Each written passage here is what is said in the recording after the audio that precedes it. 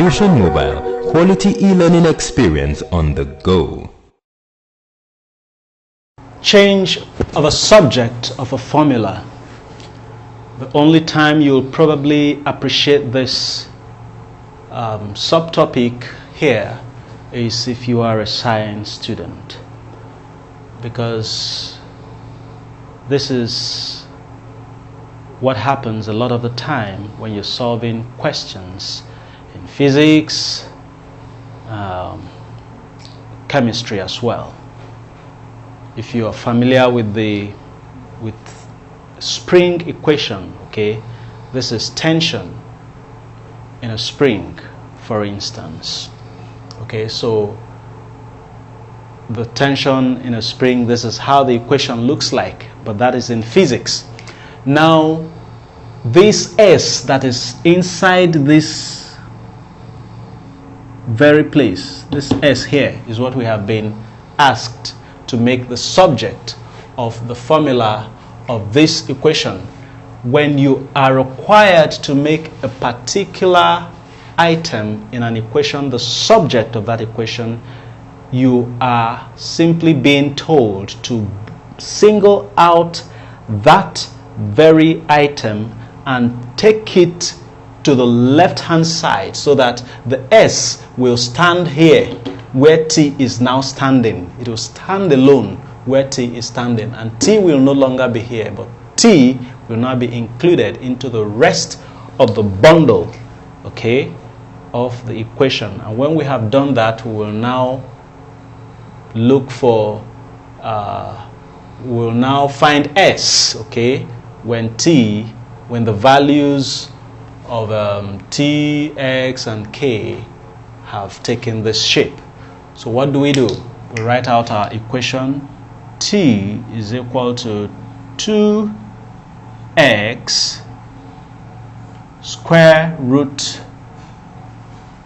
S over K. Now, to begin with, we can divide both sides of the equation by 2x, so that the square root of S over K can stay on its own, first of all.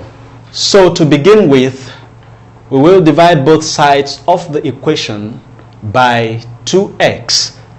The reason is so that the square root of S over K can stay on its own, first of all, okay, and then we can break it down further. So divide both sides of the equation by divide through by 2x. When we do that, we will have T over 2x to be equal to 2x over 2x, the square root of S over K. Of course, 2x here will cancel 2x, so we're left with T over 2x is equal to S over K. It's starting to look very simple, right? Like I said, life is simple. Okay, so we have T over 2x to be equal to the square root of S over K. What we do from here is we will go on to remove the square root so that S over K can stand on its own. Now, I must have told you that the square root of any item, or the square root, when you have this very symbol of square root over any item, it is the same as half. That is, it is the same as raising that very item or expression to the power of half. Okay?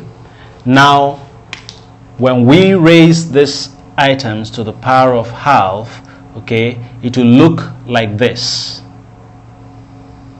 T over 2x equals s over k raised to the power of half.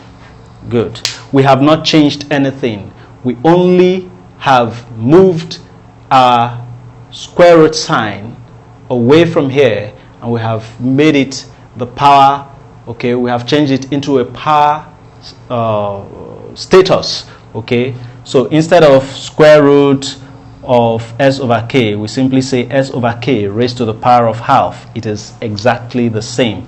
So to be able to knock off this very power of half, we will now go on to multiply both sides of the equation, or we will now go on to raise both sides of the equation to the power of 2, so that 2 can cancel 2, and then the equation will look like this: t over 2x, okay, all raised to the power of 2 will be equal to s over k all raised to the power of half times 2, so that 2 can cancel 2. Okay, when 2 cancels 2, you'll have t squared over, of course, 2 squared becomes 4, and x squared becomes x squared equals what? S over k. Now life is simple, really simple. So we can simply move our s over k to the left side, so that we have s over k to be equal to t squared over 4x squared. Nothing has changed. Now what we do here is we multiply both sides of the equation by k. Okay,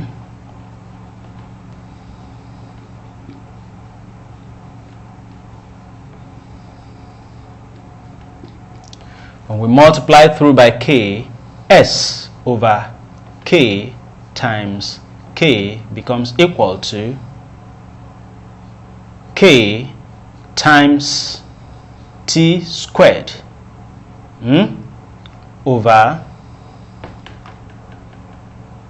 4x squared. Of course, a will cancel a, so s becomes equal to k t squared over 4x squared. And that is our final answer. That is our final answer. Okay, so it's that simple. And then we have been asked to find the value of s when t equals 8 and x equals 2 and k equals 3. So when we substitute values, s becomes equal to, k is what? K is 3, so we have 3 times t is what? T is 8, okay, 8 squared over 4 times x is what? X is 2, and it's also squared, so 2 squared. Simply 3 times 8 squared is what? 8 squared is 64 over 4 squared, or rather 4 times 2 squared is 4, so that's 4 times 4. So we have